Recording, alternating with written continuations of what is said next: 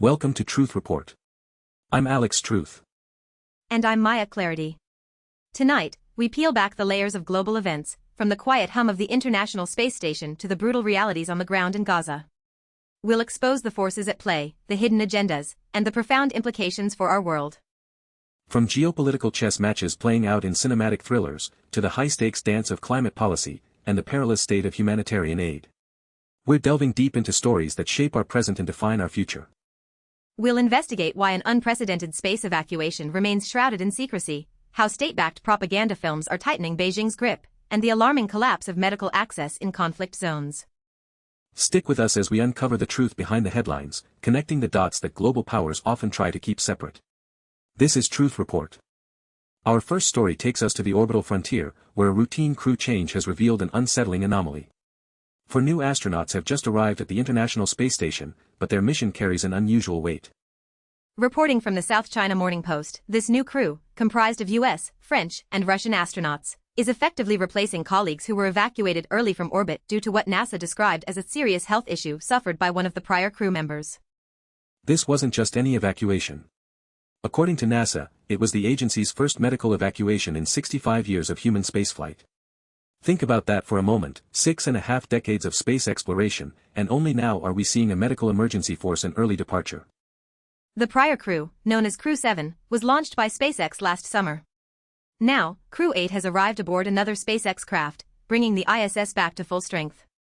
But the crucial detail here is the veil of secrecy surrounding the health issue. NASA officials have been notably tight-lipped, referring only to a serious health issue without identifying the astronaut involved or detailing the nature of the condition. This lack of transparency is highly unusual for an agency that typically prides itself on open communication, especially concerning astronaut safety. The immediate question is, why the secrecy? Is it to protect the astronauts' privacy, or is there a larger concern about the health risks of long-duration spaceflight that NASA is reluctant to fully disclose? In an era where commercial space travel is booming, such opaqueness is troubling. The fact that the entire Crew 7 had to depart early, rather than just the affected individual, speaks volumes about the potential severity or contagiousness of the condition, or perhaps the logistical challenges of a partial crew return. It underscores the fragility of life in orbit. On one hand, the successful and swift replacement of the crew showcases the robustness of international space cooperation and the increasing reliability of commercial providers like SpaceX. This is a testament to engineering and logistical prowess, even amidst earthly geopolitical tensions. However, the incident also highlights the inherent risks of pushing human endurance in space. Who benefits from this carefully managed narrative? NASA benefits by quickly normalizing the situation and maintaining the perception of control. SpaceX benefits by demonstrating its rapid response capabilities. But who loses? The public, for one, by being kept in the dark about critical safety information in a field that is increasingly open to private citizens. And potentially, the future of space exploration if genuine risks are downplayed for public relations or commercial interests. This incident forces us to confront the evolving landscape of space exploration. As private entities like SpaceX become indispensable partners for government agencies, the lines of accountability and transparency can become blurred, especially when serious issues arise. The ISS itself is a symbol of international collaboration, yet this event, shrouded in mystery, reminds us that even in the vacuum of space, Earth's power dynamics, and the desire to control information, remain firmly in play.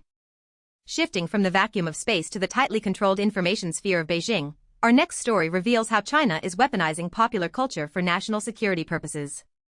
A new Lunar New Year film, Scare Out, is set to debut, but it's far from typical entertainment. According to the South China Morning Post, this isn't just any blockbuster. It's the first film directly supervised by China's Ministry of State Security, MSS, the nation's top counter-espionage agency. This level of direct government involvement in filmmaking is a stark indication of Beijing's priorities. The MSS openly stated it provided technical guidance for the film and that the script is based on real cases. This isn't subtle, it's a clear directive from the highest levels of the intelligence apparatus, signaling a significant escalation in the state's use of media for propaganda. Directed by the multi-award-winning Zhang Yimou, the film features a star-studded cast. This lends an air of legitimacy and high production value to what is fundamentally a state-sponsored tool to shape public perception and rally support for Beijing's national security agenda. We've seen trailers depicting tense scenes of foreign agents and heroic state security officers. The aim is unequivocally to instill a sense of vigilance against perceived foreign threats and reinforce the narrative that China is constantly under siege from external espionage. This film comes amidst a broader crackdown on national security, with the MSS increasingly publicizing alleged spy cases and encouraging citizens to report suspicious activities. Scare Out is a natural extension of this campaign, designed to normalize and even glamorize counter-espionage efforts. Who benefits here? Clearly, the Chinese Communist Party. They gain a powerful new medium to disseminate their narrative, foster patriotism, and potentially justify expanded surveillance and national security measures. It's a sophisticated form of soft power, but with a hard edge. The MSS also benefits, boosting its public image and potentially aiding in recruitment. But who loses? Artistic freedom, for one. When a state security agency dictates script details, the integrity of storytelling is compromised, replaced by political messaging. The Chinese public also loses, as their understanding of complex geopolitical issues is filtered through a state-controlled lens, potentially fueling xenophobia and distrust of foreigners, while obscuring the nuances of international relations. This move is a chilling reminder of the expanding reach of state power into every facet of life in authoritarian regimes. Entertainment is no longer just entertainment, it's a battleground for ideas, a tool for social engineering, and a means of solidifying political control. It's a powerful illustration of how governments can leverage popular culture to influence the public psyche, creating an environment where vigilance against perceived enemies becomes a civic duty, blurring the lines between patriotism and paranoia. From calculated state control to uncontrolled chaos, our focus now shifts to the devastating humanitarian crisis in Gaza. The medical charity Doctors Without Borders, known as MSF, has been forced to halt its operations at Nasser Hospital in Khan Yunis. Al Jazeera reports that MSF's announcement follows a critical and untenable situation, the presence of on-site gunmen. This comes on the heels of Israel's recent ban on MSF operations in Gaza, severely compounding the challenges faced by medical aid organizations. Nasser Hospital was one of the last remaining functional medical facilities in a region decimated by conflict. For MSF to declare a situation untenable due to armed individuals within the hospital walls speaks to an extreme and dangerous breakdown of order and protection. International humanitarian law explicitly designates hospitals as protected zones, demanding respect and protection for medical personnel and patients. The presence of gunmen within a hospital, regardless of their affiliation, is a grave violation of these fundamental principles. This incident follows repeated accusations by Israeli forces that Hamas operates from within or beneath civilian infrastructure, including hospitals. While this claim is often used to justify military operations in these areas, the consequence is invariably the decimation of critical care facilities. MSF is a neutral humanitarian actor, dedicated solely to providing medical care.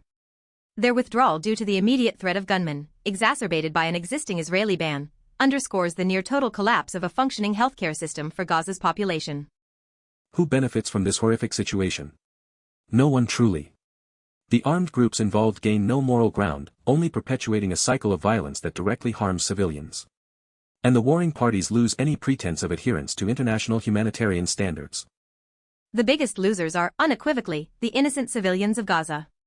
Patients in critical condition, women in labor, children wounded by bombardments, all are now left with even fewer options for life-saving medical attention. This is a deliberate, or at least tolerated, humanitarian catastrophe. This is more than just a localized incident, it's a stark demonstration of how international humanitarian law is being systematically eroded in conflict zones.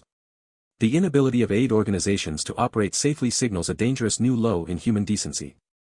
When hospitals become battlegrounds, and aid workers are forced to abandon their posts due to direct threats, it reveals a profound failure on the part of all actors to prioritize human life and uphold the most basic tenets of humanity. The world must not look away. Moving from the immediate crisis in Gaza to the broader arena of international diplomacy, Iran's foreign minister, Hossein Amir-Abdollahian, has publicly dismissed the prestigious Munich Security Conference as nothing more than a circus. According to the Middle East Eye, Amir-Abdollahian made these inflammatory comments on social media, accusing the conference of being politicized and aimed at isolating Iran and promoting Iranophobia. This comes amid escalating nuclear tensions. The Munich Security Conference is a pivotal annual gathering, bringing together global leaders, defense ministers, and top diplomats to address critical international security challenges. It's a significant platform for dialogue, even among adversaries. For Iran's top diplomat to attend the conference, then publicly denounce it as a circus, signifies a hardening of Tehran's stance and a deliberate rejection of multilateral engagement with Western powers. It's a calculated rhetorical maneuver. This public dismissal is deeply connected to ongoing concerns about Iran's nuclear program. With the 2015 nuclear deal, JCPOA, in tatters, Iran has been enriching uranium to higher levels, sparking alarm among Western nations and raising fears of proliferation. By labeling the conference a circus, Iran's foreign minister is not only rejecting the platform but also attempting to delegitimize the concerns raised by the international community regarding its nuclear activities and regional proxy involvement. Who benefits from this kind of aggressive rhetoric? Primarily, Iran's hardline factions. This stance plays directly to a domestic audience, reinforcing the narrative of a defiant nation standing firm against perceived Western hostility and political pressure. Conversely, who loses? Diplomatic efforts, 4-1. Such inflammatory language only serves to deepen the chasm between Iran and the West, making genuine dialogue and de-escalation far more difficult at a time when regional stability hangs by a thread. The credibility of multilateral forums also takes a hit when key participants actively work to undermine their legitimacy. This strategy hinders any collective efforts to address complex security issues, including the critical matter of nuclear non-proliferation. This incident is a stark illustration of the deep-seated mistrust and irreconcilable differences that continue to plague international relations, particularly concerning Iran's role in the Middle East and its nuclear ambitions. It underscores how geopolitical power plays and the pursuit of national interests can override the very purpose of international diplomacy, transforming potential avenues for resolution into stages for confrontational posturing. Our final story brings us back to Earth, focusing on the global race for climate action and the intricate policy mechanisms driving electric vehicle adoption. Governments are increasingly stepping in to accelerate the transition away from fossil fuels. CleanTechnica reports on the varied approaches being taken by major economies. Canada has just shifted its EV policy, moving away from explicit EV sales mandates towards tightening fleet average emissions standards, combined with credit trading and trade policy adjustments. This Canadian pivot is significant. On the surface, it might appear to be a procedural change, but in practice, it offers automakers more flexibility to meet targets, potentially altering the speed and directness of EV adoption compared to an outright sales mandate. Meanwhile, California continues its aggressive push with Advanced Clean Cars 2 regulations, which explicitly mandate a rising percentage of new cars sold must be zero-emission vehicles, aiming for 100% by 2035. California remains a global leader in this regulatory strategy. Europe, too, is leveraging stringent CO2 emissions targets for new vehicles. These targets effectively compel manufacturers to increase their EV offering significantly, as traditional internal combustion engine vehicles would make it impossible to meet the standards. These diverse strategies highlight the complex interplay between environmental policy, economic incentives, and industrial transition. Governments are using a mix of mandates, standards, and market mechanisms to force the shift. Who benefits from these policies? Clearly, electric vehicle manufacturers and the burgeoning renewable energy sector stand to gain immensely. Consumers, in the long run, could benefit from lower operating costs and cleaner air, though upfront costs remain a barrier for many. Climate goals certainly benefit, as the transport sector is a major contributor to greenhouse gas emissions. These policies represent tangible steps toward decarbonization, crucial for meeting international climate targets. However, there are also losers. Traditional internal combustion engine manufacturers face immense pressure to retool and adapt, which can be a costly and disruptive process. The fossil fuel industry also sees its market shrinking. The Canadian shift, in particular, could be seen as a victory for traditional automakers lobbying for more flexibility, potentially at the expense of faster EV adoption. It's a delicate balance between industry needs and environmental urgency. These policies are not just about environmental protection, they're also about economic competition and technological leadership. Nations are vying to be at the forefront of the EV revolution, controlling key technologies and supply chains.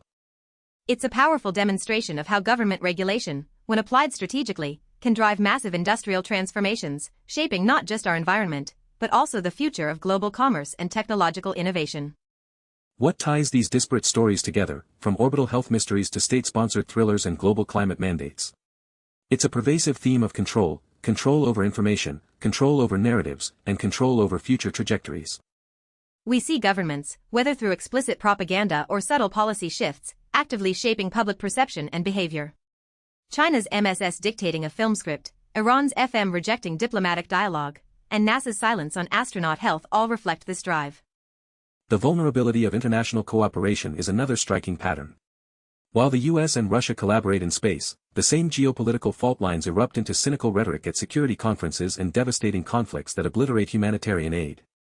The MSF withdrawal from Gaza is a harrowing testament to the breakdown of international norms and the systematic disregard for human life and humanitarian principles in conflict zones. It's a crisis born from a profound lack of control and accountability. Simultaneously, we witness the relentless march of technological advancement, whether in commercial spaceflight or the global push for electric vehicles. These shifts are not just organic, they are heavily influenced, if not outright dictated, by state policy and strategic interests. These stories collectively paint a picture of a world grappling with immense shifts in power and priorities. From the weaponization of cultural products to the desperate struggle for survival in war zones, the forces shaping our future are both overt and insidiously subtle. The ability of states to manage information and direct progress, or to fail catastrophically in protecting their most vulnerable, underscores a critical period of global instability and transformation. The truth, as always, lies beneath the surface of official statements and headlines. The stories we've covered tonight reveal a world teetering between cooperation and conflict, transparency and opacity, progress and peril. It's a reminder that every action, from a quiet policy shift to an explosive international incident, has far-reaching consequences. We urge you to look beyond the surface, to question the official narratives, and to demand accountability from those in power. Your vigilance is essential in uncovering the deeper truths that shape our shared future. For Truth Report, I'm Maya Clarity. And I'm Alex Truth. Thank you for joining us. Good night.